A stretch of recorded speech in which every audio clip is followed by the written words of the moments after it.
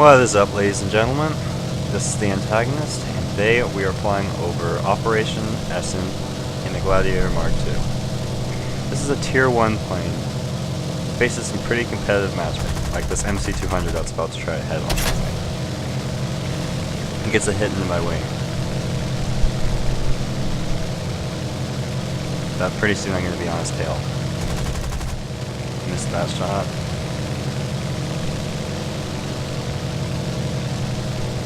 And now I'm in perfect firing position. Get a couple hits. Seems a teammate has the same idea. And he goes down in flames. That's the first one out of the match.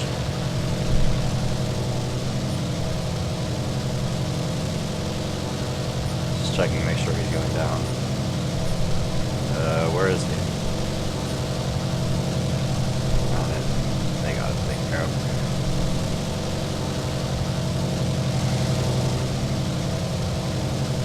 Swing damage is a bit annoying, but it's nothing serious.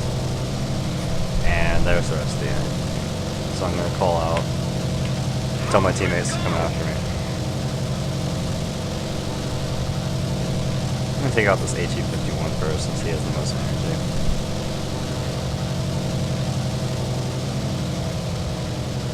Now, as you saw in that little dogfight with the MC-200, this plane does not keep energy very well.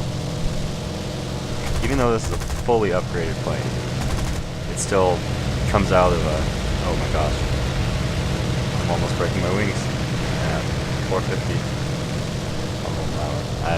I've never done that before. I'm back on the HE-51. So I see an HE-51 going right across my bow.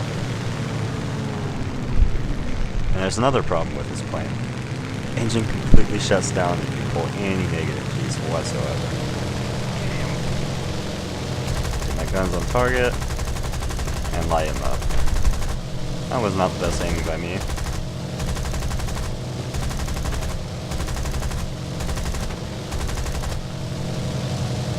Let's try and make these shots count. There we go. It's probably not going to go down, but I don't have much ammo left. That was about half my ammunition left. This guy is completely crippled. I'm just gonna put a couple more shots in him. Oh, all right. Really out of the fight. I'm gonna go back to the battles and see what I can do. This is a very interesting map. It's a low tier, kind of arcade feel. I mean, look at the size of it. It's absolutely tiny. It takes about a minute and a half to get to the very middle point. While most of the, typical maps, such as Bulge or whatever, take about 5-6 minutes. It's kind of cool. I do like it.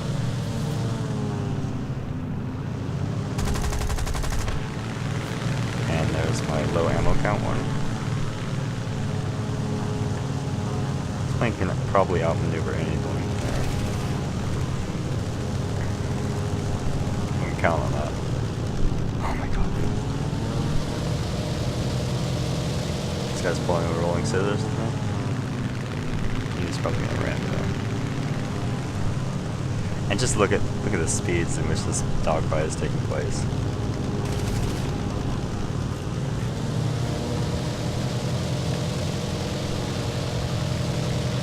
He's gonna get around my tail here.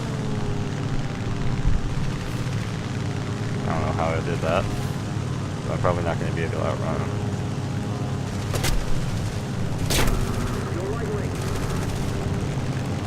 I'm going so slow, he's probably going to overrun me. Fortunately, my friendly Hurricane picked up the kill.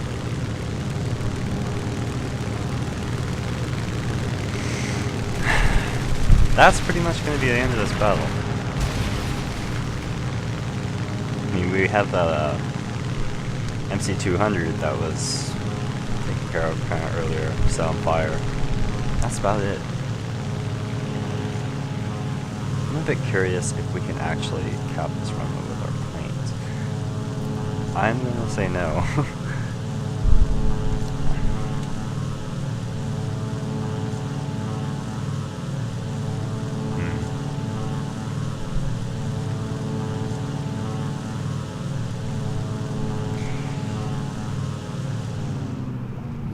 It's so weird hearing that engine cut out.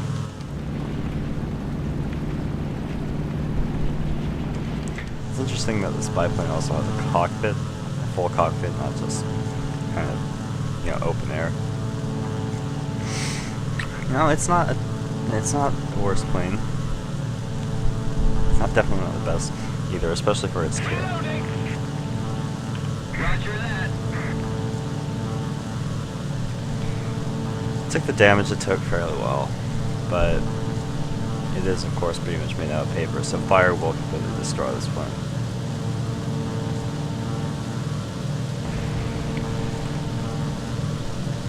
Destroy the hostile vehicle. So I'm gonna just end this video here, because there's not gonna be really anything interesting. Maybe I'll kill that MC200, but I'm just gonna go back to the base, reload, repair. And that's going to be it for this battle. And another one will come after that. Alright, ladies and gentlemen, welcome back to the review of the Gladiator MkII. Welcome to Korea. A map I never thought I'd be flying on with this plane. Because a few patches back, they made it so this was an only rank 4 and rank 5 map. Guess they reversed those changes or something like that. Don't ask me. Dear. Yes. This is a 1950 map, and I'm playing in a 1920 aircraft. Great. I do not know why that guy did that, but he did, and he was dead.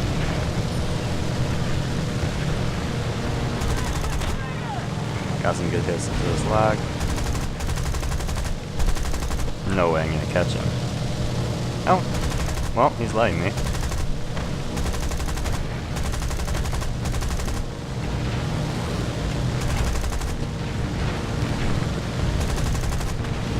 Ooh, knocked his wing right off. It's like these things have cannons on them. And there's my second kill of the match.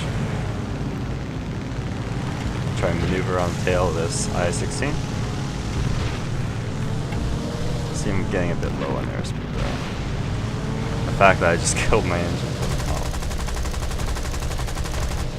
And there's another one up in flames. And someone's trying to steal the kill.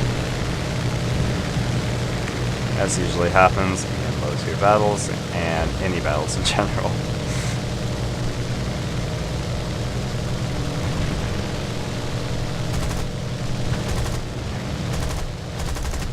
I guess I gotta knock his wing off. And he's on fire again.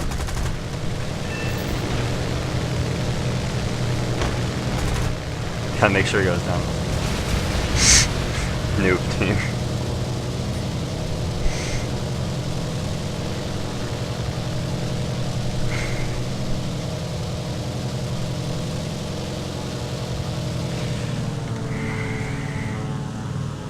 So you can see how this thing gets matched against superior aircraft in many ways, but not necessarily superior pilots.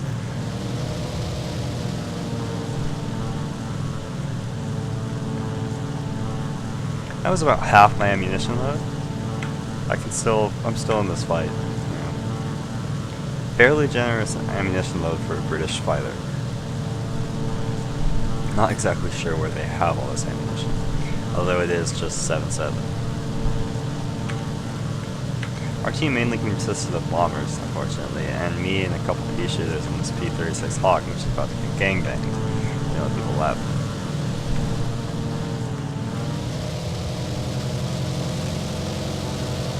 Just checking to see if this guy's any good. He's alright. But these are I-15s and they can easily counter his one advantage, which of course is turning. So I need to get in here and help this guy out.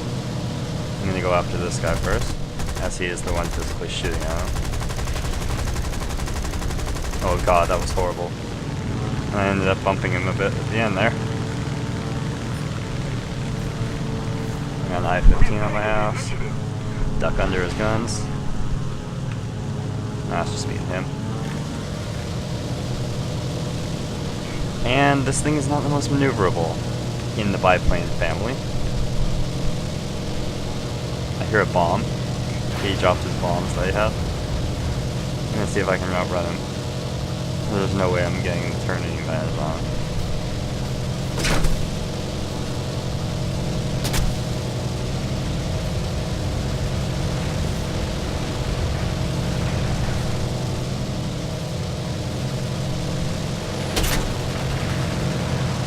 Haha, worked perfectly. And that's the end of that game. So 4 kills. And I'm just gonna start some ground targets while he finishes them off, because I mean, it's an SPD against a little biplane. Can't really go wrong. I'm not sure what happened to the rest of our little pea shooters though. Interesting.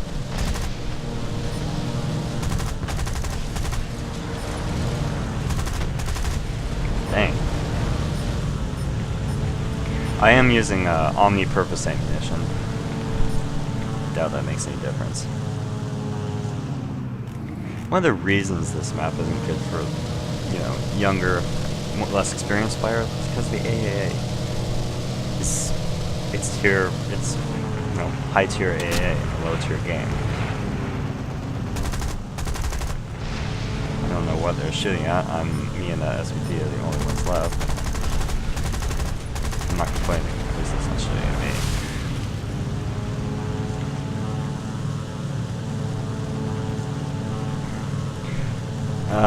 I guess this SPD does not have that guy under control, so I'm gonna head back to Pentagon. As I'm just getting obliterated by AA. One interesting thing is that little Chaika, or not Chaika, I guess it was just I-15. It put in, you know, a substantial amount of, never mind, substantial amount of shots into me, and nothing damaged. It's really surprising considering, you know, those were obviously stealth rounds because you couldn't see them. And that's the game. This is one of the better games I've ever had in this airplane. Oh, I mean, 4 kills is a pretty good game regardless, but...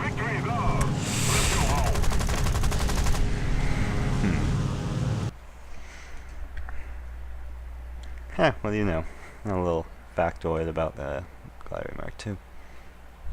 830 horsepower engine, that might be one of the problems, it's not so fast. And there's the results, 17,309 lines.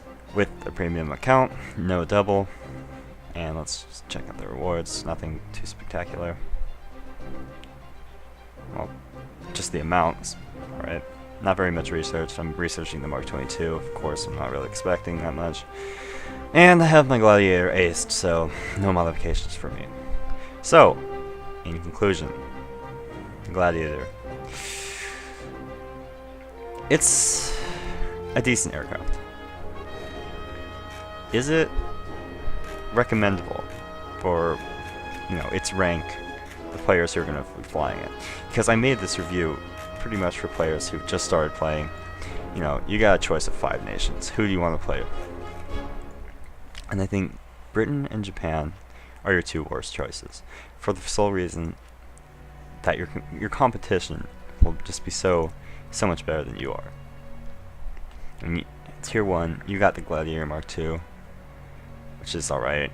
I mean, you got some, you got the Swordfish, which is obviously a nightmare for younger players. Blenheim, Beaufort are decent. You got the Hurricane, rank 2.0. Now that's a rank 1 fighter.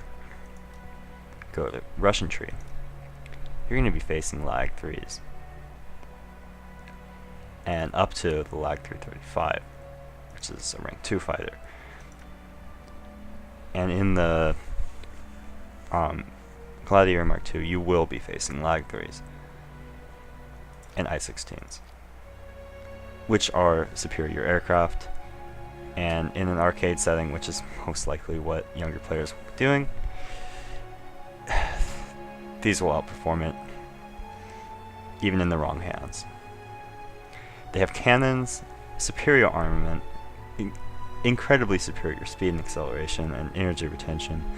It's just not a good start. So if you really want to to, you know, go down the British line, you know, get to the Spitfires, which is what I wanted to do. I recommend maybe starting either Russians, Americans, or Germans first, probably in that order. Russians, of course, are very easy in the lower levels because they have, you know, these rape machines like the I-153 M62, incredible armament, maneuverability, speed, climb rate, and you got the CR-42 and G50 and the BF-110, which is an absolute machine in the German. You don't have something like that in the British tree, which is what I've heard a lot of newer players complain about, is just the lack anything competitive in this lower tier. The Hurricane is amazing, but compared to some of the, you know, things you're facing against, it's comparable. That's comparable at best, but you got so many good fighters. So do I recommend this plane? No, I do not.